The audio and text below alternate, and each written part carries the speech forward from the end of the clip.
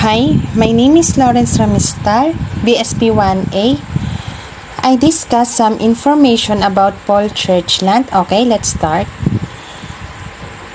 Paul Montgomery Churchland is a Canadian philosopher born on October 21, 1942 in Vancouver, British Columbia, Canada. Paul Churchland studied in University of British Columbia, Bachelor of Arts in 1969. Paul Churchland continues his study for Doctor of Philosophy. His wife is Patricia Churchland, and his children are Mark and Anne Churchland. This is Paula Doydoy, the second reporter of this topic. Paul Churchland have this quote that states, "We do have an organ for understanding and recognizing moral facts. It is called the brain." So, meaning, we have an organ called the brain that is used for recognizing and understanding.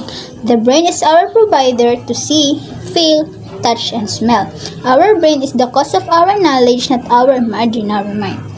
And also, Paul Churchland believes that the mind is only the product of the imagination.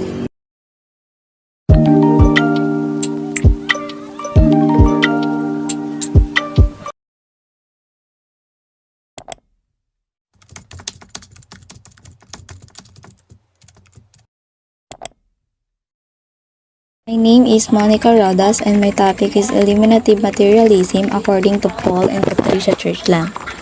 According to Paul Churchland, eliminative materialism or eliminativism is the radical claim that our ordinary common sense understanding of the mind is deeply wrong, and that some or all the mental state posited by common sense do not exist and have no role play in the natural science of the mind. And Paul Churchland disagreed with dualism. For him, the self as a brain, this means that the physical brain and not the mind exists. Because Churchland believes that beliefs nothing but matter exists and are not ontologically real.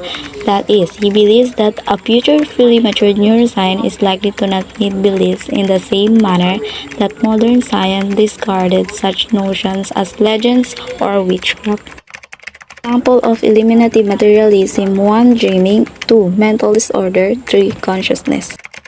Good morning, I am Katrina Salmo and I will discuss the second part of our eliminative materialism. Paul Churchland believed that the brain is existing while the mind is just like a fairy tale to him. He disagreed in dualism. Churchland claims that since the mind cannot be perceived by our senses, it doesn't really exist. If we're going to talk about brains, we have here human senses, which are touch, sight, hearing, smell, and taste that are really exist for Churchland. In other hand, believing, thinking, desiring, and feelings, and so on, are part of the mind, are done by the mind. But for Churchland, it is all created by our senses. How? It's because we have thought. Thoughts exist in the brain, most likely as patterns of transient electrochemical activity. People have different emotions, feelings, and so on, because we have different thoughts that caused by our senses. Those sensing organs associated with each sense, and they will send information to the brain to help us to acknowledge and appreciate the world around us. I am Beb Pequeño and we agree with Paul Churchland's theory about oneself. By accepting his theory, this is one of the arguments he uses to prove his point. Churchland uses the misfortune of traumatic brain injury to critique the concept of the mind. Eliminative materialism asks, if the mind is the seat of self, why does brain injury change a person's personality? If the mind were a true different thing, wouldn't it maintain a person's sense of self even a physical organ was damaged? In this argument, it stated that our physical brain and not the mind is the source of the self.